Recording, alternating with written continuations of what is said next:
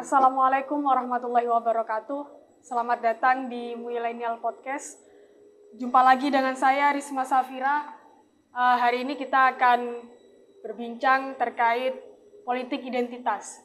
Dan sudah hadir bersama kita narasumber yaitu Profesor Dr. Kiai Haji Ali Mashan Musa. Beliau adalah Ketua Majelis Ulama Indonesia Provinsi Jawa Timur. Assalamualaikum. Assalamualaikum warahmatullahi wabarakatuh. Pripun kabarnya? Sehat walafiat. Nggih. Monggo. Jadi kita akan membahas lebih dalam terkait politik identitas. Tapi sebelumnya mungkin politik identitas bagi sebagian orang masih awam, Kiai, Gini, sebenarnya sebelum bicara identitas bahwa politik itu kan menurut Quran tidak penting. Tidak penting. Saya ini desertis saya kan S3 saya kan ilmu politik di Erlangga dulu. Politik itu bahasa Arabnya siasa, di Quran tidak ada kata siasa. Sehingga itu ada indikator bahwa politik itu tidak terlalu dipentingkan di dalam Islam. Karena politik itu kan merebutkan kekuasaan. Dan kekuasaan itu milik Tuhan, milik Allah. Dan tidak boleh diperebutkan. Makanya kalau kita bicara dalam konteks Islam, kalau bicara politik itu selalu angle-nya adalah al-imamah, leadership. Dan itu hukumnya wajib. Atiullah wa Rasulullah ulil amri minkum. Maka kalau politik ada tidak penting, apalagi identitas politik, identitas tidak sangat tidak signifikan. Penelitian saya dulu ketika saya nulis disertasi di UNER, hubungan agama dan politik, itu dua hal yang harus kita catat. Agama dan politik kalau terlalu dekat, itu selalu bermuara dua hal. Satu, agama sebagai alat politik, as a tool of political engineering. Yang kedua, radikalisasi politik atas nama agama. Wana bisa melawan, membunuh lawan politik atas nama Gusti Allah sing Maha Kuwasa. Itu artinya apa? Artinya sama dengan ulama-ulama Islam, hubungan agama dan politik itu harus yang simbiotik, tidak boleh paradigmanya integrated atau sekuler, terpisah, tidak boleh. Maka ini mukadimah saya yang penting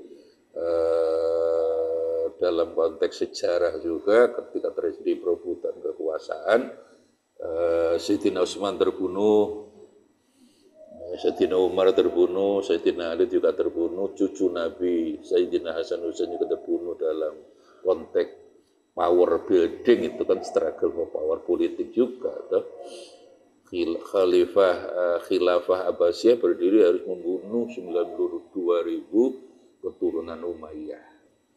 Maka sampai hari ini orang selalu bicara mencoba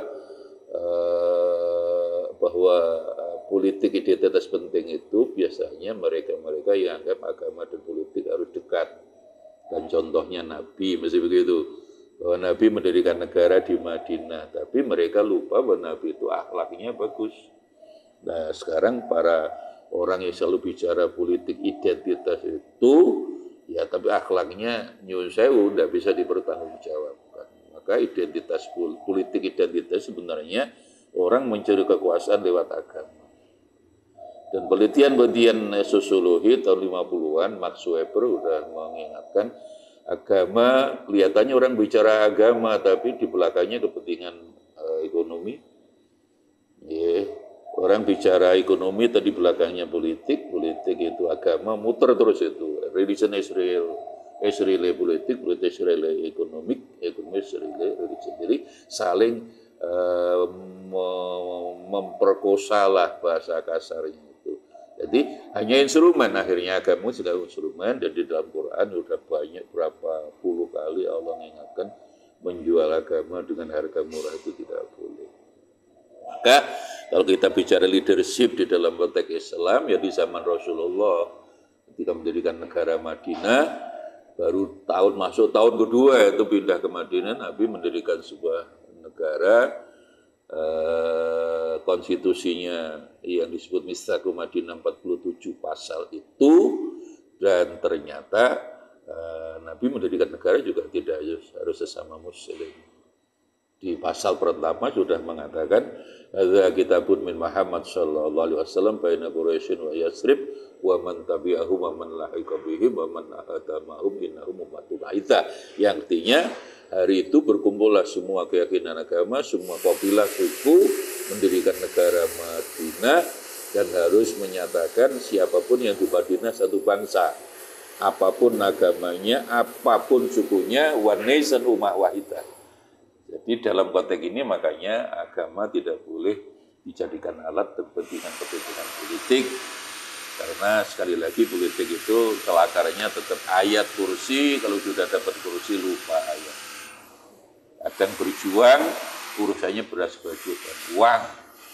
Ya memang selalu mengatakan untuk agama cari kekuasaan presiden apa gubernur atau DPR, tapi kalau sudah dapat kursi kan lupa ayat. Bahasa politiknya yang dicari mereka vote, bukan voice. Vote itu suara yang nyoblos itu.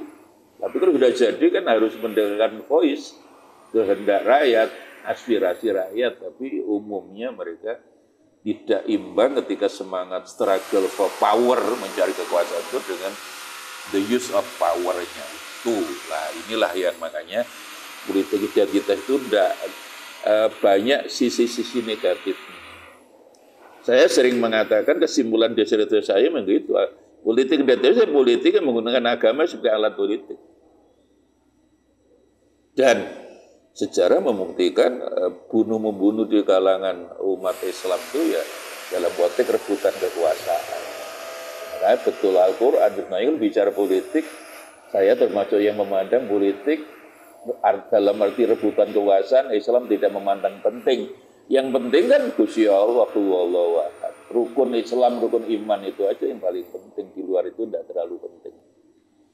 Makanya sebenarnya Allah kalau ingin membangun masyarakat kan bukan politik, itu kan sistem lah, pranata, aturan. Allah menjadikan membangun manusia kan lewat Nabi dulu, baru diberi aturan. Ya sekarang orang hampir seluruh di dunia termasuk tokoh-tokoh Islam sudah mulai terlena atau lupa atau memang dilupakan dengan situasi bahwa seolah-olah aturan lebih penting daripada orang.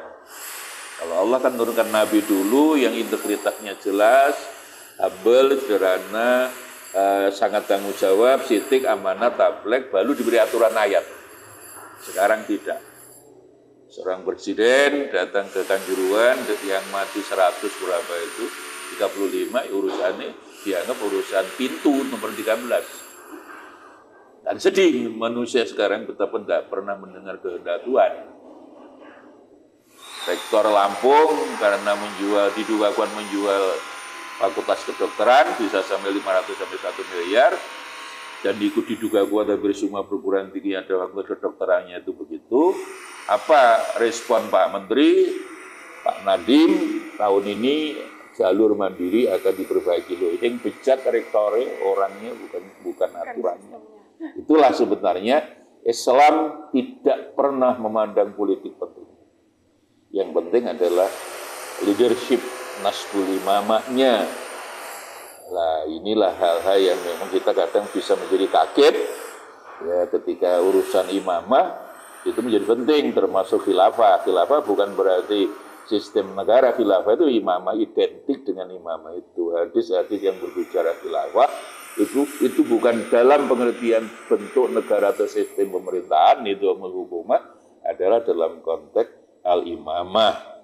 Makanya dalam kitab-kitab besar generasi Imam Syafi'i, Imam Malik, tidak ada bab namanya babul khilafah, ada babul imam. Saya kira itu pengantar saya, barangkali ada pertanyaan, monggo. Tahun 2017 kan ini politik identitas sempat mencuat begitu. Waktu Pilkada DKI Jakarta gitu. Iya itu sampai sekarang dimungkinkan memang survei terakhir yang saya baca anak muda terutama tingkat toleransinya lebih tinggi daripada generasi umur 40 ke atas. Tapi persoalannya, kalau sudah menyangkut politik itu masih mudah dipancing-pancing, proses-proses inspiring itu lebih mudah lagi kalau 2019 24 nanti juga terjadi menggunakan agama. Maka sebenarnya agama itu ya untuk Allah. Berarti tidak dibenarkan apabila agama Tidak sebagai bisa, alat politik. tidak bisa. Agama itu milik Allah. Bahwa Allah tidak menerima agama selain Islam, ya. Bagi Allah agama inna dina Islam, ya. Tapi loyalitas beragama bukan pada agamanya, kepada Gusti Allah. Yang hari ini banyak orang salah kaprah menurut saya. Karena seolah-olah Islam lebih penting dari Gusti Allah, ini harus diluruskan. Dalam konteks politik itu paradigma atau wacana kehendak seperti itu kuat. Negara Islam, politik Islam, khilafah. Ya. Padahal kalau kita sholat ya usolli fardhu subhi rakaat ini ya lillah, bukan lil Islam. Nah, wa itu sama ngotin lillah. Haji di Quran malah disebut langsung wa atimul hajjal umrata lillah. Lah sekarang orang seolah-olah kalau udah bicara politik identitas itu kan sebenarnya dalam tanda petik peluang kuat menjual agama kepentingan kekuasaan itu kursi kekuasaan sangat kuat, dan itu risikonya berat dan memang tidak dibenarkan. Dan kita ini inna sholati wa nusuki wa mahyaya wa mamati lillah. Semua untuk Allah. Apa yang kita lakukan dalam konteks mendapatkan jabatan, dalam konteks imamah, kepemimpinan, leadership, ya untuk Allah. Bukan untuk sekedar makan, untuk meningkatkan status, apalagi jadi anggota DPR, karena menjadi syarat mertuanya senang kalau untuk DPR, itu kan ya tidak boleh. Dan betapa, makanya itulah Islam, sekali lagi Islam harus dipandang secara lebih komprehensif, bahwa Allah sekali lagi ingin saya tegaskan tidak menerima agama selain Islam, iya, tapi bagi Allah orang yang berislam itu bukan untuk Islamnya, untuk Allah. Sedangkan sholat aja bahwa itu lil musallin, orang sholat untuk lupa pada Allah. Berarti sekarang dulu orang sholat ingat uang, sekarang ingat HP, sama aja, itu juga sudah celaka itu menurut ayatnya. Kan tidak boleh, beragama ya, harus betul-betul teosentrisme, bukan antroposentrisme. Lah politik itu kan antroposentrisme. Sentral yang dibicarakan dari kepentingan manusia. Tidak boleh orang untuk kepentingan manusia, kepentingan Allah Subhanahu wa ta'ala. Jadi kita harus lebih tegas, lebih imperatif bahwa agama dan politik tidak boleh terlalu dekat. Dan itulah identitas politik menurut saya. Ketika agama dijadikan alat ya, politik, ya, bolak-balik ayat negara Islam, politik Islam yang mendasari politik Islam kan itu aja. Negara Islam juga tidak ada. Mereka kalau ditanya Al-Baqarah 208, udkhulu fis silmi kafa. Negara Islam Bapak, ini perintah Quran. Mana? Mereka punya dasarnya Al-Baqarah 208 itu. Udkhulu fis silmi kafa, ilmu ditafsirkan negara Islam. Apa itu tidak masuk neraka? Sebab menurut jumhur ulama Al-Quran tidak boleh ditafsirkan pakai akal. Tidak ada satupun ulama tafsir manapun yang menyatakan aslim itu negara Islam. Aslim itu ketaatan tauhid. Akhlasu fit tauhid wa kullu la ilaha illallah. Nah, mereka menafsirkan aslim itu negara Islam. Berarti kan kena ancaman Nabi sejak awal dawuh man fassaral Qur'ana bi ra'yihi falyataba maqtab minan nar. Orang menafsirkan Quran dengan akalnya itu neraka. Makanya ayat Quran harus ditafsirkan dengan ayat yang lain, dengan hadis Nabi, dengan pendapat sahabat boleh. Nah, orang macam orang kita sekarang mau Quran ora teteh, orang ngerti Quran menafsirkan sageleme dhewe jadinya sekarang ini. Makanya gitu. Allahu Akbar, kata bela Islam, dan beri amplop juga marah. Masa lil Islam, lil amplop. Dengan amplop sama aja. Orang itu bohong-bohongan semua. Bohong-bohongan semua. Literasi, lagi-lagi literasi mereka yang memahami negara Islam harus khilafah itu juga soal literasinya sangat lemah. Khilafah itu sama dengan siasa, di Quran tidak ada. Orang menemukan kata khilafah di Quran, saya berani bayar 10.000 triliun. Kurang akeh. Yang ada khalifah, dan khalifah itu adalah wakil Allah di muka bumi, atau penafsiran yang kedua, wakilnya Rasulullah. Terus mereka biasanya, enggak, Nabi wafat kan Abu Bakar, Umar, Utsman, Ali tentu khilafah, bukan. Buat sahabat bentuk negara, sistem pemerintahan final menurut Nabi waktu di Madinah. Maka dengan demikian kalau Khulafaur Rasyidin dijadikan legal standingnya sistem khilafah dalam pengertian bentuk negara, sistem pemerintahan, nggak bisa. Satupun ahli sejarah tidak ada yang menjelaskan 3 hari 3 malam ketika Nabi belum diwafatkan, belum terpilih Abu Bakar, perdebatan mereka menyangkut orang. Jadi Nabi wafat, iki ganti nih apa? Bukan bicara bentuk negara, sistem pemerintahan. Akhirnya terpilih Abu Bakar, dibayar menjadi Khalifatur Rasulillah. Maka penafsiran khalifah itu kalau saya mengikuti ulama tafsir, memang selama ini Khalifatullah ya kita wakil Allah. Buat saya terlalu sombong. Orang macam begini kok wakilnya Gusti Allah. Ya lebih agak rendah hati, Khalifatur Rasulillah. Kalau kita ini wakilnya Rasul, penerus Rasul lah. Al-ulama uman Rasul. Saya lebih mengikuti penafsiran ulama yang Khalifatullah itu ya kita pengganti Rasulullah, meneruskan perjuangan Rasulullah. Bukan langsung, kita wakil Allah di dunia ini. Ya memang ada yang menafsirkan begitu, kalau saya ikut yang lebih rendah hati. Orang macam kayak kita yang masih kelakuan kayak begini. Rumong sudah diwakili Gusti Allah. Aja sombong-sombong lah. Kita mewakili Rasulullah aja tidak hampir semua. Ilmu beliau, sikap beliau, kita ya sebagian dari kita. Itu lebih bagus. Saya kira begitu.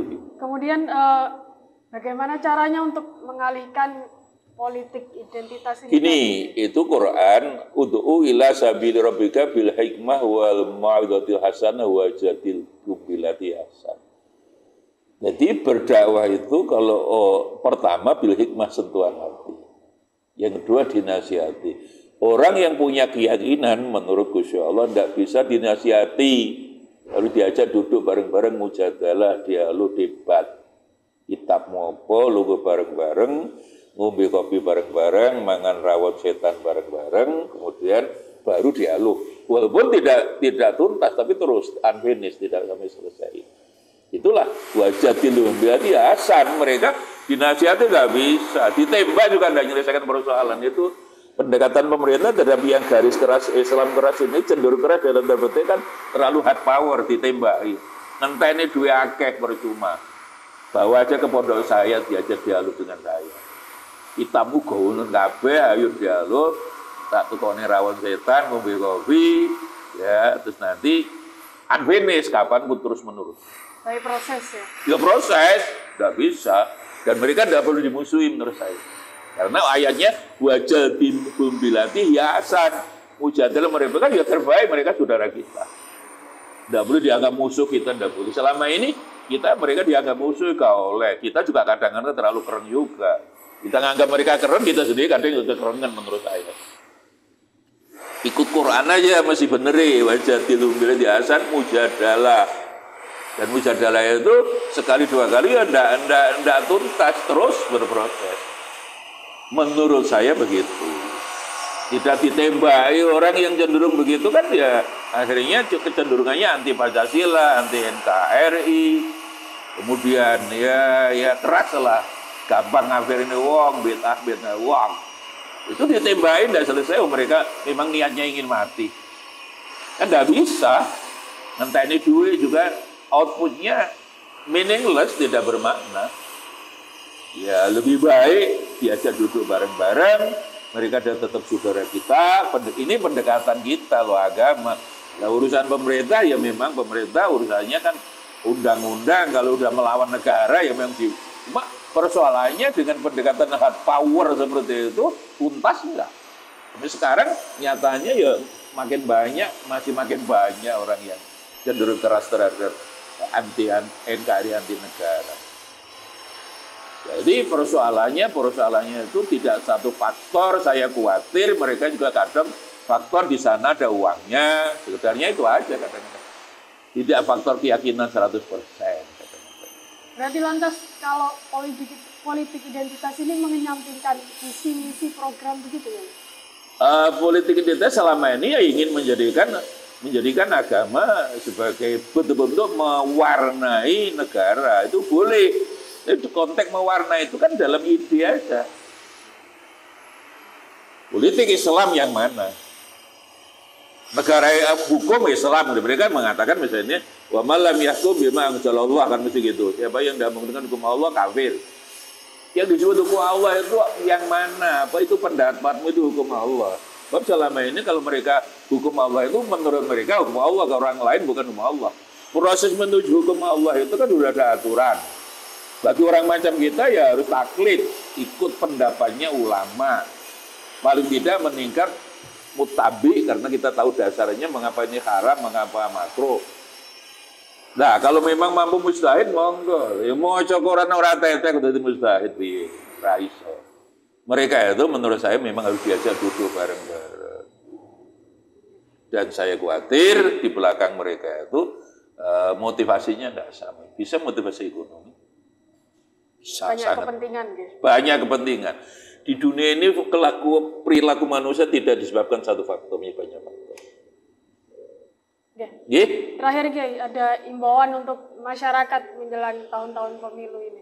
Iya, kita ini ikut Nabi lah, sudah disepakati. Ini bangsa Indonesia itu disepakati oleh para ulama kita, dari NU, ya Muhammadiyah, ulama yang lain, ya kita jaga bareng-bareng. Bahwa NKRI dipinang. Siapa yang merubah negara Pancasila harus dilarang, harus diingatkan. Bahwa isi ini negara belum sempurna, ya. Nah, itu proses berbangsa bernegara lewat demokrasi. Monggo bareng-bareng, ditoto bareng-bareng. Lah akhirnya menurut saya tetap literasi.